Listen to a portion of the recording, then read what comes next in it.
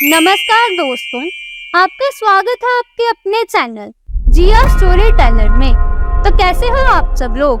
मैं आशा करती हूँ आप सब लोग स्वस्थ होंगे, मस्त होंगे और अपने जीवन में व्यस्त होंगे। तो दोस्तों, जैसे कि हम सब लोग जानते हैं कि गौतम बुद्ध के बचपन का जीवन बहुत ही ऐश्वर्य में बीता। उनके पास में सारी चीजें मौजूद थी जिससे वह एक अच्छा जीवन बिता सकते थे, लेकिन वह सब पाकर भी उन सब चीजों से संतुष्ट नहीं थे। उनका मन हमेशा सत्य को जानने के लिए विचलित रहता था। वह सत्य जीवन का परम सत्य था जिसे जानने के लिए महात्मा बुद्ध ने अपना घर-बार सब कुछ छोड़ दिया। इसके बाद उनके जीवन में ढेरों परिवर्तन आए और उनके जीवन में इन्हीं परिवर्तनों से हम बहुत कुछ सीख सकते हैं। इसीलिए हम इस वीडियो में महात्मा बुद्ध के जीवन के कुछ ऐसे कहानियों को लेकर आए हैं जिससे आपके जीवन में भी बदलाव जरूर आएंगे। तो दोस्तों, आज की हमारी कहानी का विषय है क्रोध एक दुश्मन। तो चलो चलते हैं कहानियों की दुनिया में।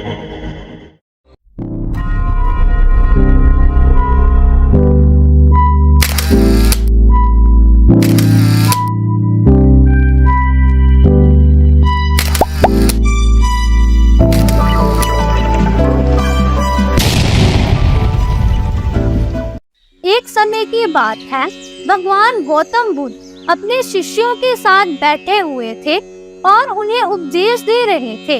तब उन्होंने अपने शिष्यों से कहा, क्रोध इंसान का सबसे बड़ा दुश्मन है। क्रोध करने वाला व्यक्ति खुद को हानि पहुंचाता ही है, लेकिन दूसरों को भी हानि पहुंचाता है। वह प्रतिशोध की आग में जलता है और अपने जीवन को बर्बाद करता है। उनके उपदेश खत्म हो जाने के बाद उनके शिष्यों में से एक शिष्य खड़ा होता है और उसे बोलता है, तू एक ढोंगी है। तेरी बातें मनुष्य के रहन सहन से विपरीत हैं।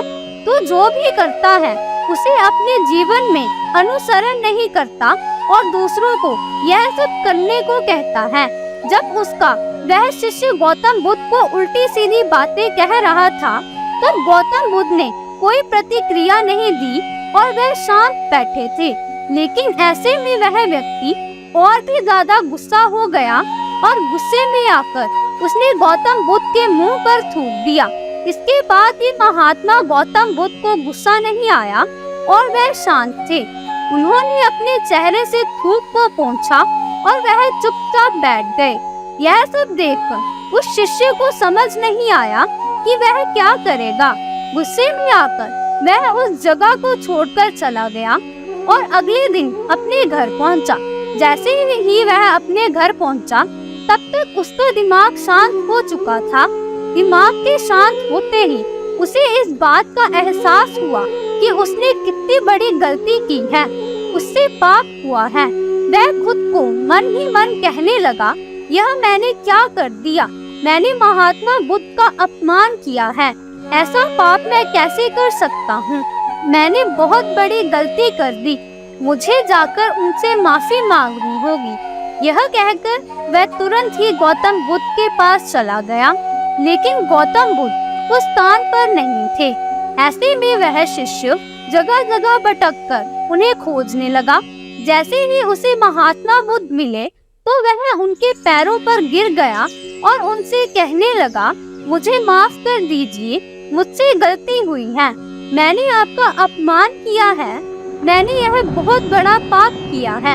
यह सब देखकर गौतम बुद्ध ने उससे कहा, शांत हो जाओ। क्या बात है, मुझे बताओ, तुम कौन हो? गौतम बुद्ध के यह पूछने पर वह शिष्य चौंक गया। वह सोचने लगा कि महात्मा बुद्ध मुझे कैसे भूल सकते हैं? मैंने तो उनका अपमान किया था। यह सोचकर उसने महात्मा बुद्ध से पूछा, मैं वही शिष्य हूँ जिसने कल आपका अपमान किया था और आप इतनी जल्दी मुझे भूल गए। हमें कल की बातों को कल में ही छोड़ देना चाहिए। वह अच्छा हो या बुरा, उसके बारे में बार बार विचार नहीं करना चाहिए। मैं बीती हुई बातों को पीछे छोड़कर आगे चलता हूँ और ऐसे ही हम सबको भी करना चाहिए। महात्मा बुद्ध ने उस शिष्य से कहा। महात्मा बुद्ध की यह बातें सुनकर वह शिष्य और भी ज्यादा प्रभावित हुआ और उसने बोला, मैं आज से आपकी हर बात को माना करूँगा।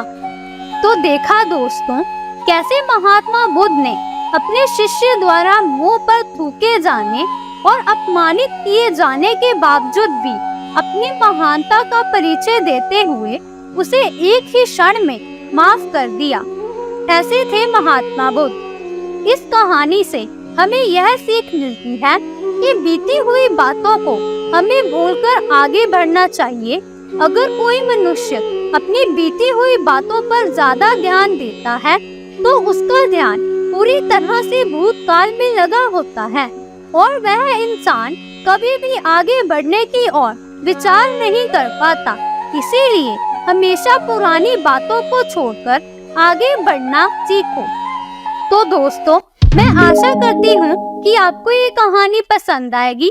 अगर आपको मेरी ये कहानी अच्छी लगी तो कृपया इसे लाइक करिए, चैनल को सब्सक्राइब करिए और अपने दोस्तों और रिश्तेदारों के साथ शेयर कीजिए। तो मिलते हैं अगली वीडियो में। तब तक के लिए नमस्कार, आदाब, सत श्री अकाल, गुड बाय, जय जवान जय किसान।